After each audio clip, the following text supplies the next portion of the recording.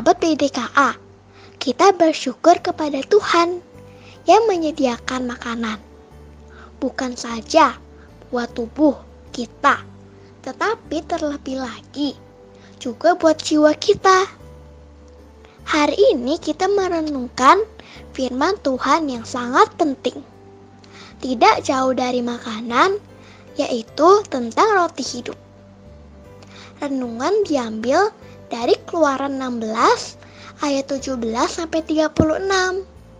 Mari kita nikmati makanan yang telah menyehatkan jiwa manusia. Silahkan. Shalom anak-anak semuanya, mari kita sama-sama berdoa. Bapa dalam sorga, kami berterima kasih kalau kami boleh melihat bahwa sekitar kami masih Tuhan peliharakan dengan sempurna. Lingkungan kami pun Tuhan peliharakan dengan sempurna. Terlebih kami sebagai umat tebusan-Mu, Tuhan juga memeliharakan kami dengan sempurna, sehingga kami masih boleh percaya kepada Tuhan. Bapa, tolonglah sebentar kami akan bersama-sama belajar kebenaran firman-Mu, sehingga firman-Mu yang kami pelajari boleh menjadi penuntun dalam hidup kami, untuk kami boleh semakin mengerti akan kehendak Tuhan dalam hidup kami. Dalam nama Tuhan Yesus kami berdoa. Amin. Anak-anak sekalian, tentunya kalian sudah mengenal apa yang disebut hujan. Kalau kita berbicara tentang hujan, maka yang paling kita ketahui adalah hujan air. Itu sering kita melihatnya. Yang kedua ada yang disebut hujan abu. Nah, hujan abu ini sangat jarang sekali akan terjadi ketika ada gunung meletus. Ada lagi hujan es, bukan es besar-besar gitu ya. Hujan esnya itu kecil-kecil. Karena dalam kondisi tertentu air itu sampai ke permukaan bumi ini dalam kondisi yang beku. Dan ada hujan-hujan yang lain lagi. Ya. Nah, tetapi ada satu hujan yang tidak pernah mengenal musim, juga tidak pernah terjadi lagi sepanjang masa, yaitu hujan roti dari surga.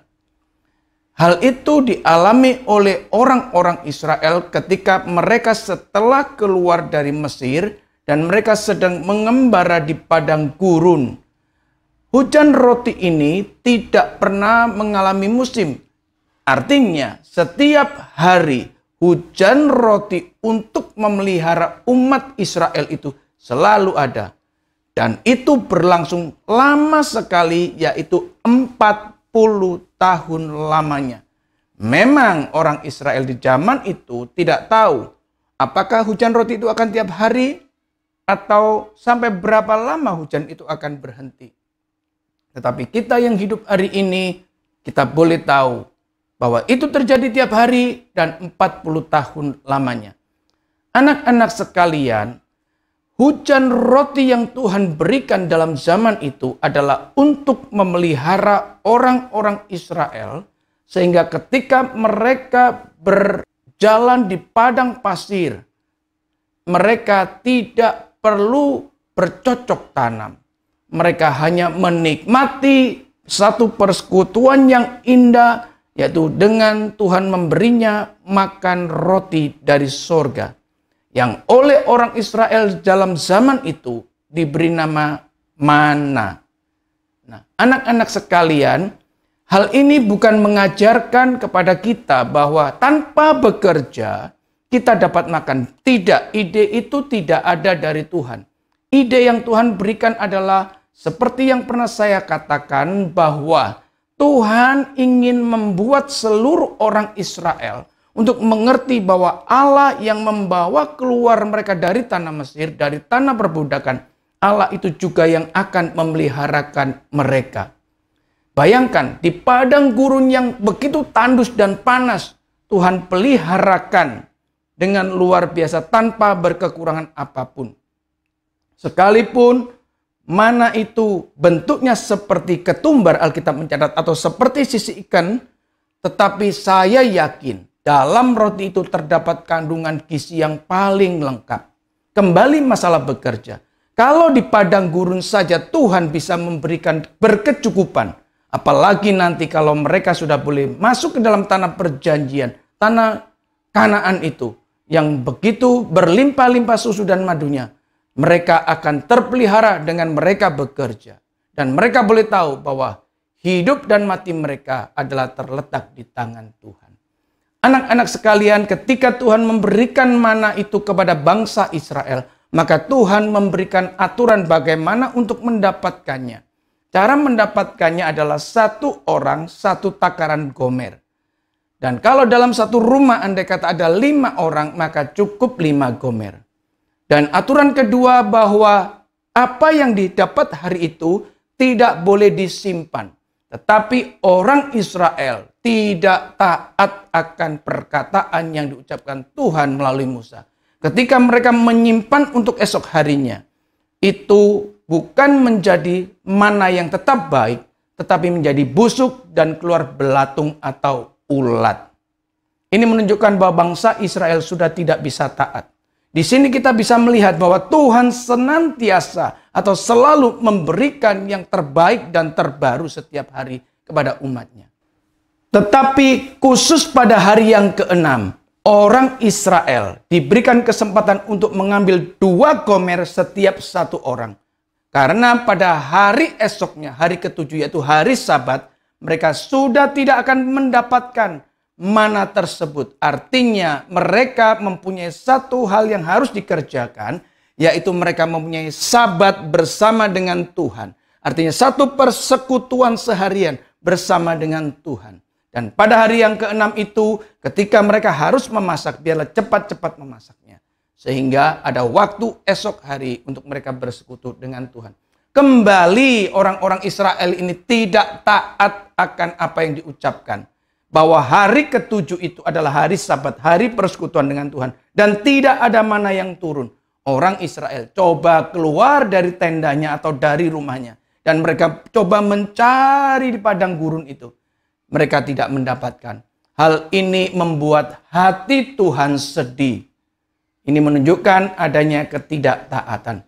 Anak-anak sekalian, kenapa Tuhan kembali mengingatkan adanya hari Sabat? Ada kemungkinan sangat besar bahwa orang-orang Israel di Mesir waktu itu, mereka tidak pernah mengalami hari Sabat bersama dengan Tuhan. Karena orang Israel terus dan terus dipaksa untuk kerja, mencetak bata, membangun kota, mencetak bata, membangun kota. Sehingga mereka tidak punya waktu persekutuan dengan Tuhan.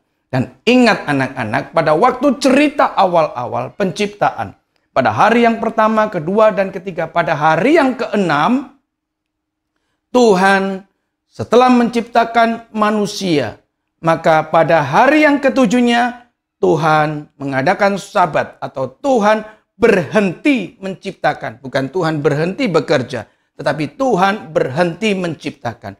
Kenapa? Karena pada hari yang ke-7 tersebut Tuhan memberkati seluruh ciptaannya.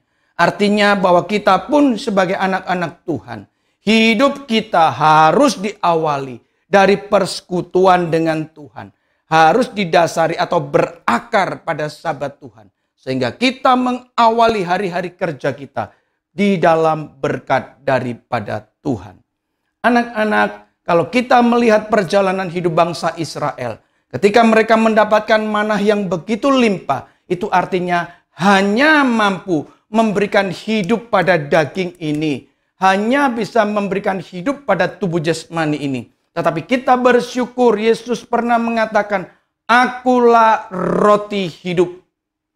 Nah, anak-anak sekalian, kita bersyukur karena Yesus menyebutkan akulah roti hidup. Ketika kita menerima Yesus Kristus sebagai roti hidup, kita bukan saja menikmati bahwa kita bisa hidup secara tubuh jasmani ini, tetapi kita boleh memperoleh hidup yang kekal. Karena Yesus Kristus adalah roti yang sejati itu. Barang siapa yang percaya kepada Yesus, dia akan memperoleh hidup yang kekal. Dia akan mempunyai tubuh yang disempurnakan, tubuh yang dimuliakan ketika mereka boleh berjumpa dengan Bapa di sorga.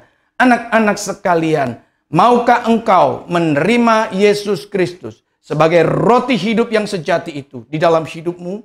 niscaya ketika kau mau menerimanya sebagai Tuhan dan Juru Selamat, kau dan aku sama-sama mempunyai hidup yang kekal. Karena Yesus Kristus itu adalah Allah yang sanggup menjadikan kita boleh berdamai dengan Bapa di surga melalui tubuhnya, yaitu roti hidup itu. Mari kita berdoa. Bapa dalam surga, kami bersyukur dan berterima kasih kalau umat Israel bisa menikmati roti dari surga yang disebut mana, itu boleh membuat hidupnya bertambah secara umur, tetapi tidak pernah menambahkan itu menjadi hidup yang kekal. Kami bersyukur kalau Yesus Kristus mengatakan, "Akulah roti hidup." Tuhan, saya mau menerimamu dalam hidup ini, menjadi roti hidup dalam hidup kami, sehingga kami boleh mempunyai hidup yang kekal bersama dengan Tuhan di sorga. Terima kasih Tuhan untuk semuanya ini. Dalam nama Tuhan Yesus kami berdoa. Amin.